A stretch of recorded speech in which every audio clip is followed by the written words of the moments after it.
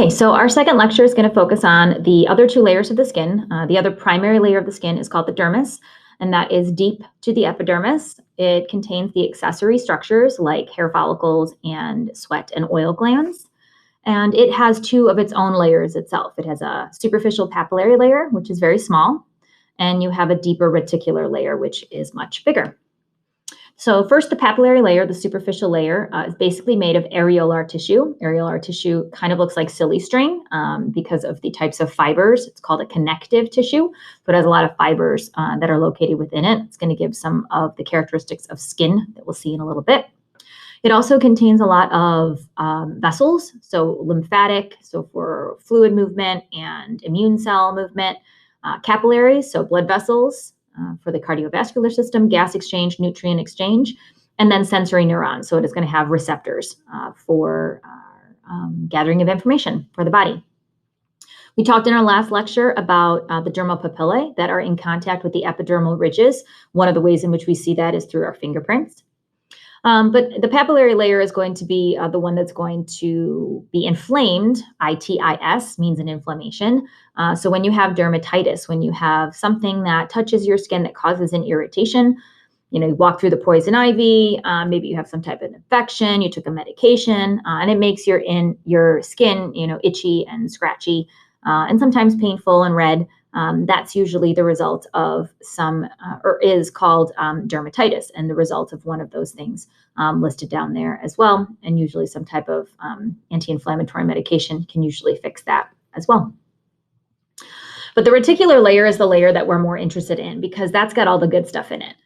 It consists of a dense irregular connective tissue, and you can see in the picture below that means you've got crazy silly strings all over the place. You can see the collagen fibers located there, as well as the elastic fibers. And it is those fibers that allow skin to have some really cool properties that we will take a look at here. So one of the things you should know about your skin is that it definitely is strong, right? It can take a tugging. It grows with your body, but it also has an elasticity. So it doesn't necessarily stay. You can, kind of pull your skin up, but you let go and it comes back down. Obviously, there are exceptions to that when you have prolonged pulling. So, for example, a pregnancy, that's going to result in some other things happening to the skin because of that change in the skin's turgor, which is what we call that stretchiness. So there's two main types of fibers located in the reticular layer that are going to contribute to that elasticity and that strength, and they're collagen and elastic. Collagen fibers essentially provide a resistance to stretching. So they keep the skin taut. They allow for bending and twisting. So they allow for the skin to move with your joints and your bones and your muscles as we walk and twist and play sports. But there is a limit to that. Okay. Your elastic fibers do exactly what you think they do. They allow for the stretching and then the recoil. All right. Basically providing that flexibility that the collagen is trying to kind of keep, in place. What the total result of all of that is, we have something called skin turgor. So that resilience and flexibility gives us that turgor. But as we know with all things, damage can happen to our skin, and that can result in a loss in that turgor and that resilience. Dehydration is one way in which that turgor can be lost, but you rehydrate and usually you're good to go. Aging, however, is something that we can't fight no matter how many collagen injections or Botox people have.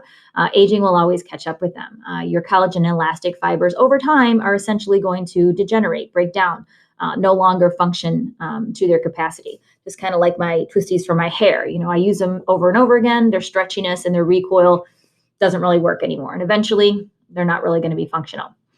Your hormones. Hormones can cause all sorts of dramas, especially with your skin. As you know, as a teenager with acne and breakouts, even as adults that happens, or with water retention in your skin. And so that can impact the turgor as well.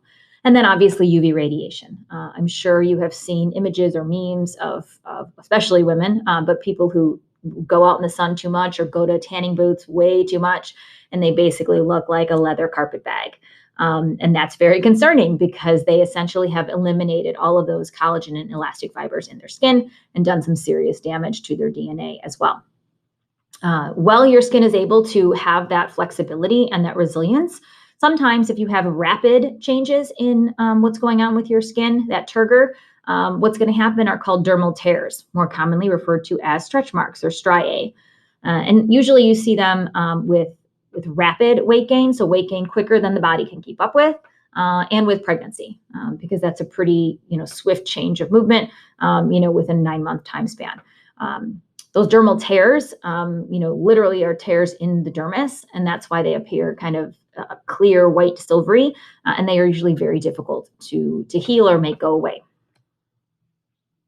Another type of, or another connection to these collagen and elastic fibers in the dermis are basically called tension lines. And these tension lines in the skin, or cleavage lines, more commonly called, are basically the results of a whole bunch of those collagen and elastic fibers. Let me jump back.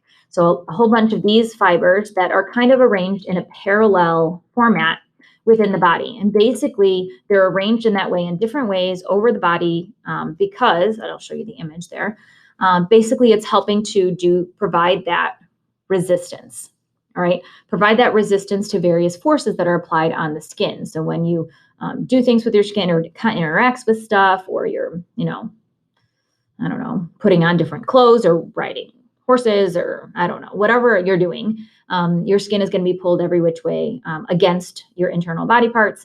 And so these cleavage lines help to resist the skin from tearing.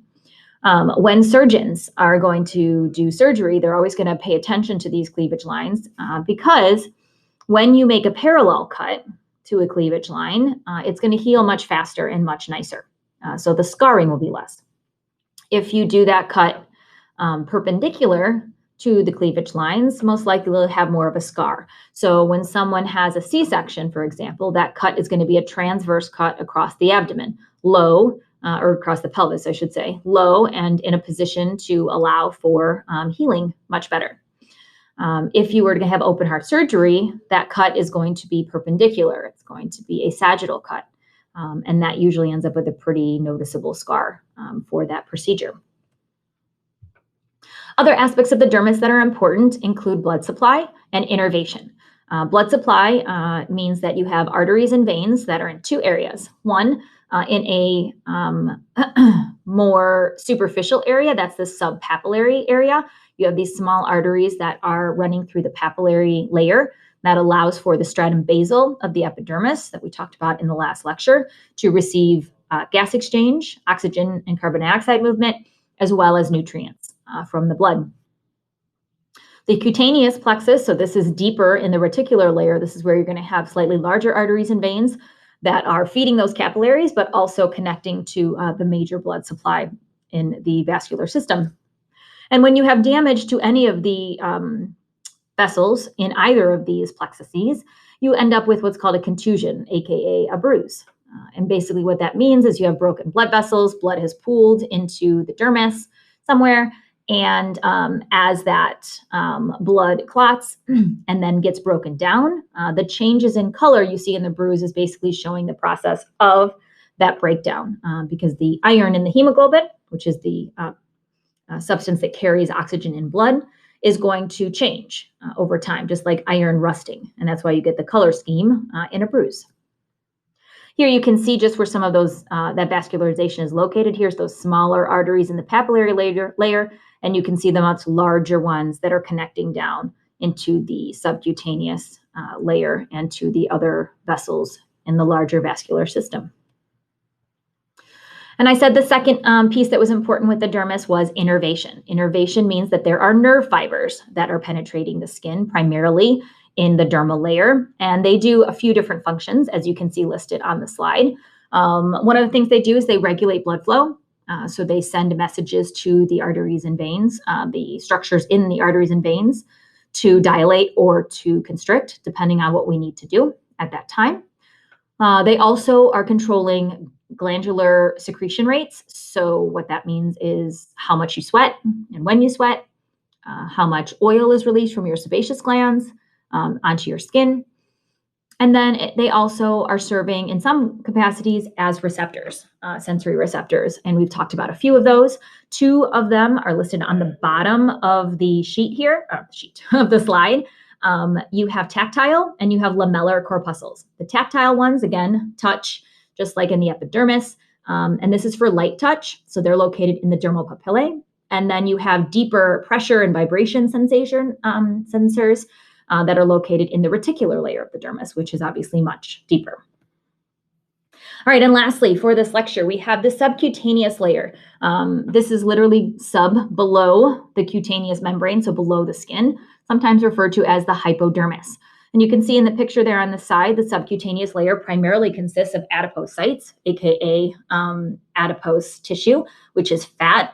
And so this is basically a storage and a buffer to provide essentially a connection and anchoring of the skin to the deeper body systems, primarily your muscles and your bones, but also to essentially create that buffer between the two. So you have vascularization in between the skin layer and the